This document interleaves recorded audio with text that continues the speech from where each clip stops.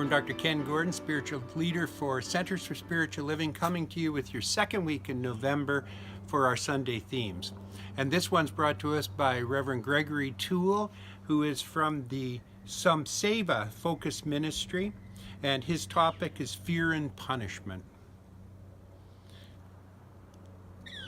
You know, we live in a world where we've been raised genetically almost. It's almost in our genes that we live within a punishing spirit, a punishing God, a punishing power that exists around us in our life. And that if we're really, really good, what it'll do is reward and give us a pile of good stuff. And if we're really, really bad, what will happen is it will condemn us. You know, the problem with this is we don't know what good and bad is. We don't know the separation or the difference between the two, and that we often put veils over top of ourselves. Some slight minor little action in life can result in our living with that as a condemnation of who we are for the rest of our experience and the rest of our being.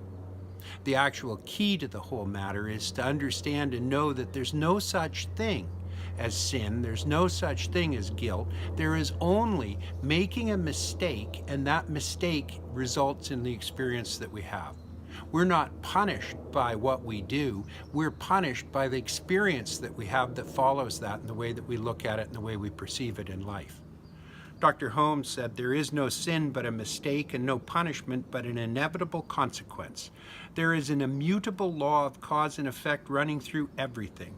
We're not punished by our sins or for our sins, but by them. Sin is its own punishment, and righteousness is its own reward." And that comes from The Science of Mind, page 110. Also in The Science of Mind, page 52 and 53, he says, "This is our own punishment through the law of cause and effect. We do not enter in because of our doubts and fears. It is not a punishment imposed upon us by the Spirit of God, but an automatic result of failing constructively to use the law of God." And also on Science of Mind, page 74, he says, "Let us then approach the science of mind with awe, but not with fear, with a truly humble spirit, but not with any sense that we're unworthy, and certainly with no superstition. Let us approach it normally, happily, willing to accept it, glad to experiment with it, believing that as a result of our efforts, we shall derive this great good, a better understanding of the natural laws of life as they apply to the individual and their relationship to the universal scheme of things." A better understanding of the natural laws of life as they apply to a bigger scheme of things. Really, can you think of something that you want more than that? A greater understanding of the health, wealth, creative expression, and loving relationships that you have in your life? A greater understanding of the freedom that you have in your experience and in life itself?